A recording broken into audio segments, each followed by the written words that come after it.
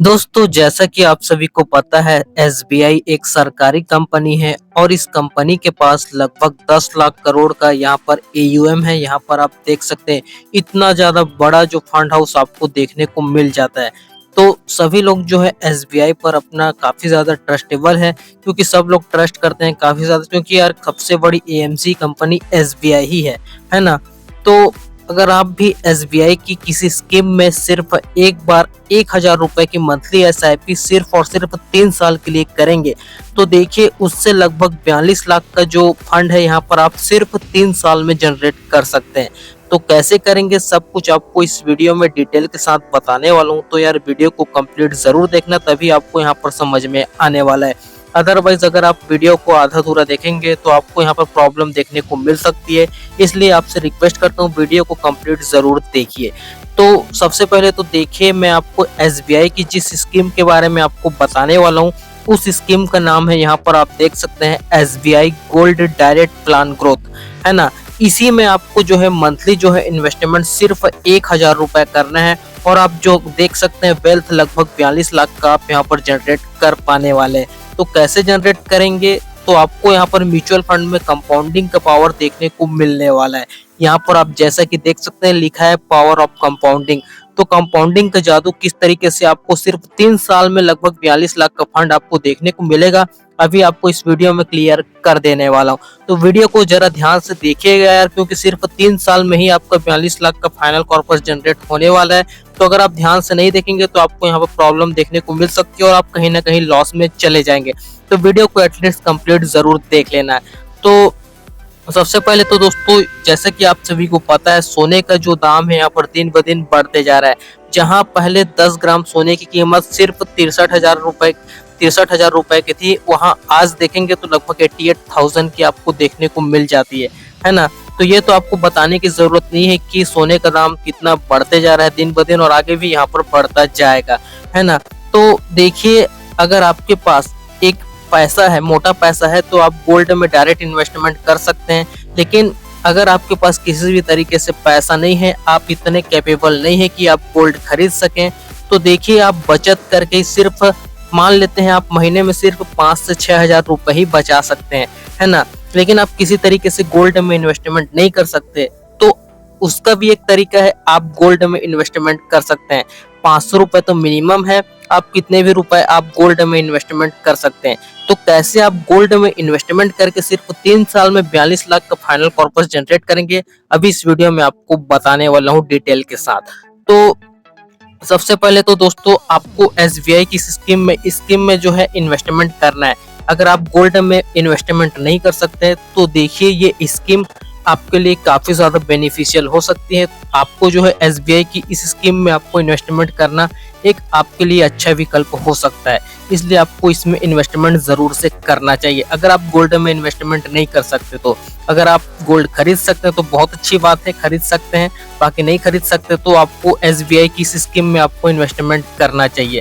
तो चलिए, सबसे पहले तो यहाँ पर एसबीआई का जो गोल्ड डायरेक्ट प्लान आपको देखने को मिल जाता है, तो इसका जो करंट एनईवी आपको देखने को मिल जाता है, लगभग 26 रुपए की एनईवी देखने को मिल जाती है।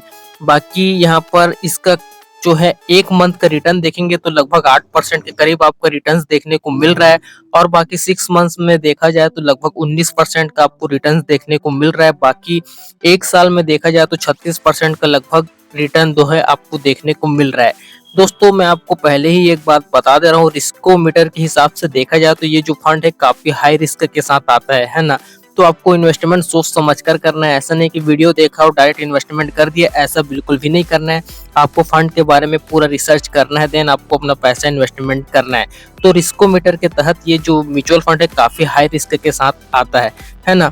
तो यहाँ पर चलिए, यहाँ पर कुछ और डिटेल जान लेते हैं। तो देखा जाए तो ये फंड जो है लॉन्च 2 जनवरी 2013 को यहाँ पर रोल आउट किया गया था। इसका फंड साइज देखेंगे तो काफी कम है, कोई दिक्कत वाली बात नहीं है।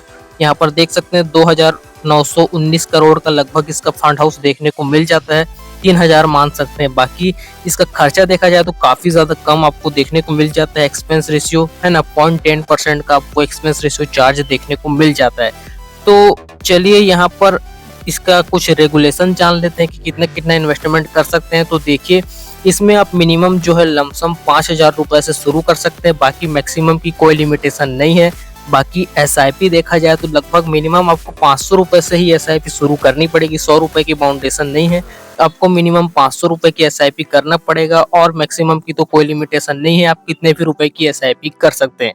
दोस्तों एक बात हमको ध्यान में रखना चाहिए, हमारे मन में ज़रूर आता है कि कभी भी हमको जो है इमरजेंसी हमारा जो फंड है हमको निकालना पड़े, कभी भी हमारे फ्यूचर में कभी आपको इमरजेंसी फंड की ज़रूरत पड़े, तो क्या आप इस पैसे को डायरेक्ट निकाल सकते हैं? तो बिल्कुल इसका आंसर है यस, आप यहाँ पर अपने पैसे को विड्रॉ कर सकते हैं।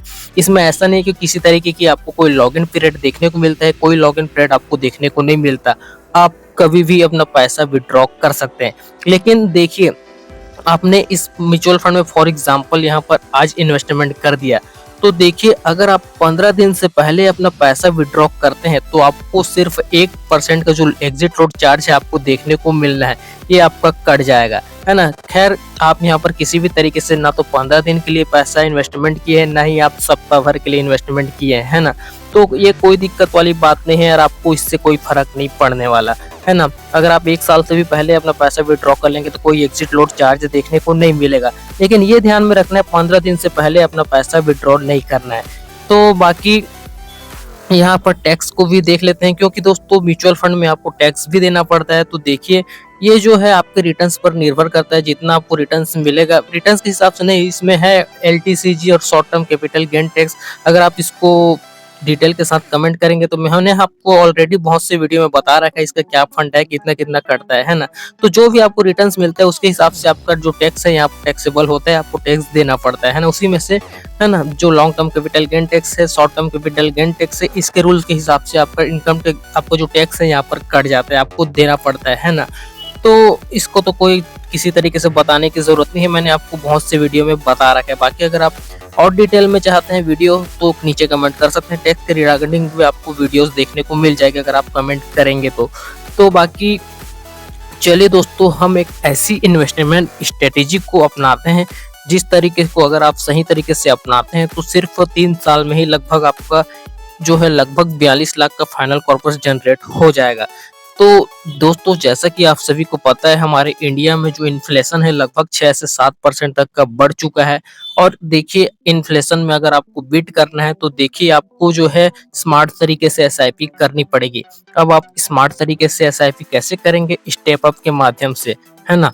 अगर आप आज अपना पैसा इन्वेस्टमेंट करते हैं और हर साल इसे 10% से बढ़ाते हैं तो देखिए 3 साल में लगभग आपको 42 लाख का फाइनल कॉर्पस जनरेट हो जाएगा।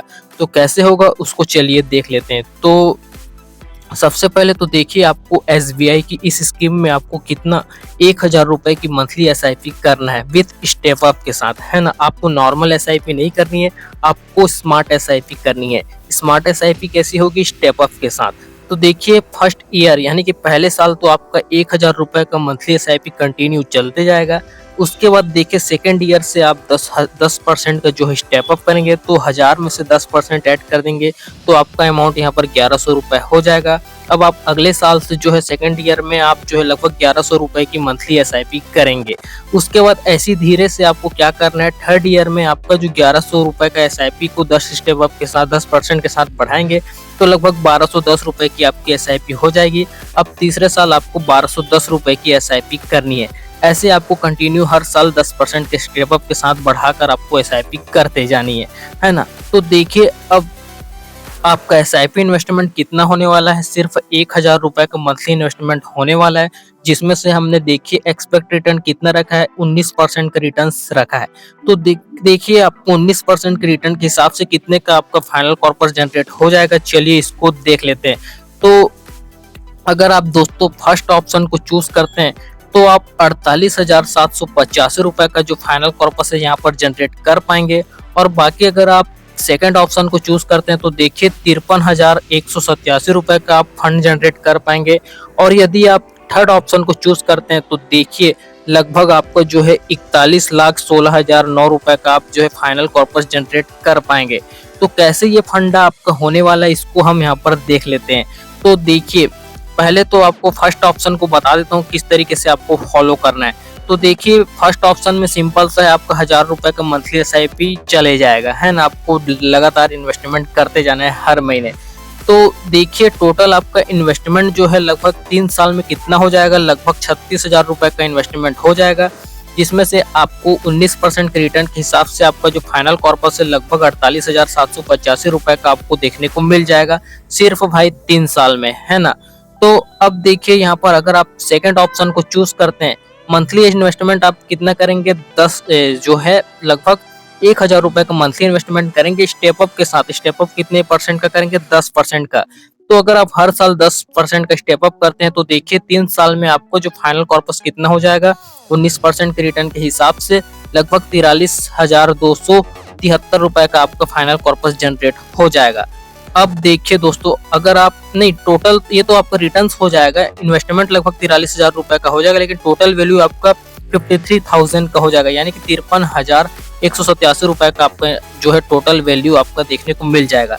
अब देखिए दोस्तों, यहाँ से फंडा आपका स्टार्ट होता है। अब आपका जो ये 53,000 रुपए का जो फाइनल कॉर्पस है, यही आपको 1 करोड़ का जो है फाइनल कॉर्पस, सॉरी 1 करोड़ नहीं 42 लाख का फाइनल कॉर्पस बनाकर देने वाला है। तो कैसे देगा, इसको हम यहाँ पर देख लेते हैं, आपको ध्यान से समझना है। तो देखिए दोस्तों, अगर आप थर्ड ऑप्शन को चूज करते हैं तो आपका जो फाइनल अमाउंट आपका कितना बना, जो है लगभग 53,187 रुपए का आपका अमाउंट बन चुका है। अब देखिए अगर आप इसको जो है लगभग यहाँ से आपको जो है इस अमाउंट को अगर आपको 42 लाख में कन्वर्ट करना है, तो देखिए दोस्तों सबसे पहले तो आपको एक बात समझ में आनी चाहिए, अगर आप इस अमाउंट को सही में आप 42 लाख में कन्वर्ट करना चाहते हैं तो आपको थोड़ा सा टाइम देना पड़ेगा। टाइम देंगे तभी आपका जो फंड है यहाँ पर ग्रो होने वाला है। तो आपको थर्ड ऑप्शन में क्या करना है कि ये जो 53,187 रुपए का जो अमाउंट है, तो देखिए दोस्तों आपको यहाँ पर क्या करना है, ये जो 53,187 रुपए का अमाउंट है, इसको आपको वन टाइम लमसम में डाल देना है। आपको पैसा विड्रॉ नहीं करना है, आपको इसको लमसम में डाल देना है अगले 25 साल के लिए। तो 25 साल में लगभग आपका जो फंड है यहाँ पर लगभग 42 लाख का तैयार हो जाएगा। यहाँ पर देख सकते हैं 41,16,039 रुपए का आपका फाइनल कॉर्पस तैयार हो चुका है। तो इस तरीके से अगर आप स्ट्रेटेजी को अपनाते हैं तो लगभग आपका 25 साल में 42 लाख का फाइनल कॉर्पस जनरेट हो जाएगा।